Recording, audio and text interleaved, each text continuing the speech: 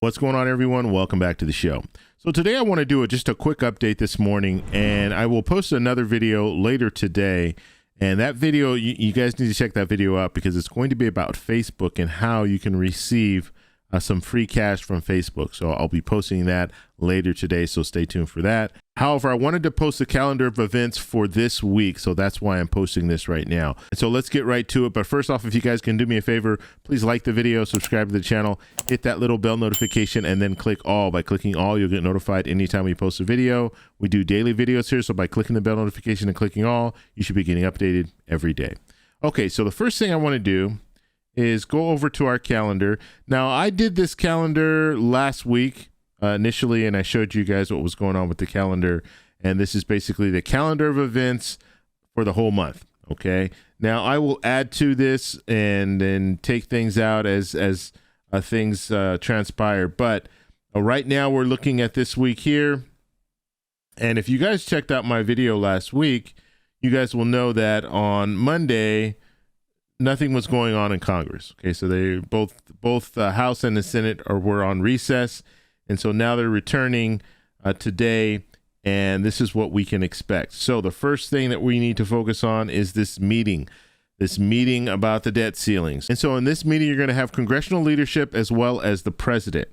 And so you're going to see Speaker McCarthy, Leader McConnell, Leader Schumer, and they're going to be negotiating or at least talking about the debt ceiling and the budget, okay, tying those two together, not tying them together, however they want to move forward. That's what we're going to hear today. So later today, we should get some more information when it comes to this debt ceiling talk. Now, tomorrow, the 10th, we're looking at the CPI score. So inflation, the inflation report will be coming in. I'll make sure to give you guys all that information. And so we'll have to see, is inflation continuing to decrease?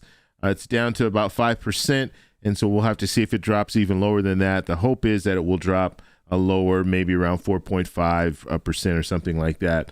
So we'll follow that story and see where that goes.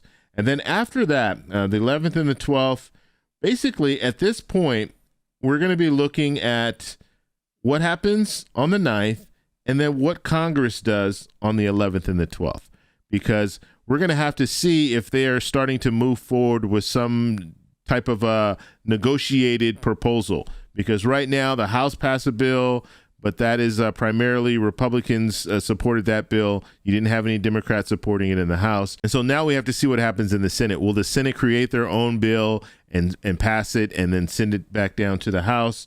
Or are we just going to be at a stalemate at this point? So we're going to have to follow it and see. Now, what's important, what I want you to focus on, Congress is not going to be in session very much this month, as far as a joint session where you have both the House and the Senate. So we know we have these 2 days on the 11th and the 12th, and then we're looking at joint sessions here. So 15th, 16th, 17th, 18th.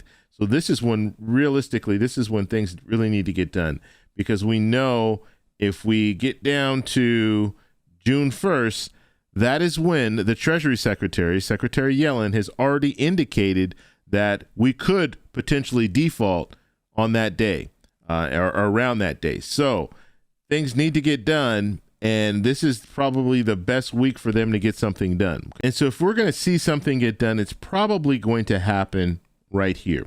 And either that or they're going to wait until the 11th hour, and we're talking the 31st or the 30th when we'll see them actually move forward, which in reality, we know how Congress works. They usually just wait till the last minute. But if we're looking at the calendar, we know that the House and the Senate are both in session at this time, and then the Senate will go on recess starting on the 22nd, and you'll just have the House there for these last 4 days here, and then we move into the last week, or it's like a half week, where we could see some movement, so the 30th or the 31st. And so there's not much time left when it comes to joint Congress, and so that's what we're also paying attention to.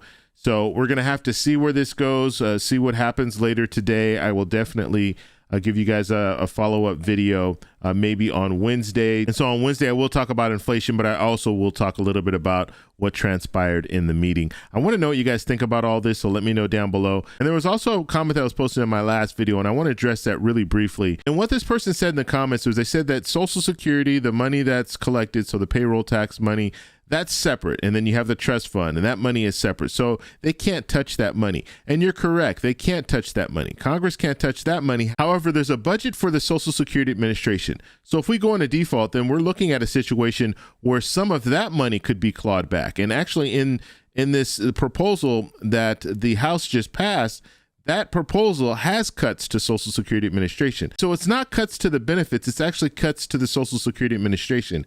But if you cut the Social Security Administration, you could see delays in your benefits getting to you because you have less people working, you have less money going into the Social Security Administration. And if you have a disability claim that you want to get resolved, it might take a longer period of time to do that. You could be in a situation where, and I talked about this in the video that I posted a couple of days ago, where I was talking about specifically about the fact that you have IT professionals that are controlling when that money gets to you and how that money gets to you and securing that money. So if that could be a situation, if you have less people in the workforce, there could be a delay in your benefits getting to you because of that as well. And so that's what we're talking about. We're not talking about the money that's going into your benefits. We're not talking about that because yes, that money will automatically be there. That money will come from the payroll tax. That money will come from the trust funds that are already there. And so those aren't the cuts that we're talking about. We're actually talking about the cuts that would be going to the Social Security Administration, and that could affect your benefits and getting your benefits on time. So hopefully that clears that up. If you guys have any other questions, post them down below. If you like this video, please give me a thumbs up. Please subscribe for more, and I'll talk to you in the next one. Bye.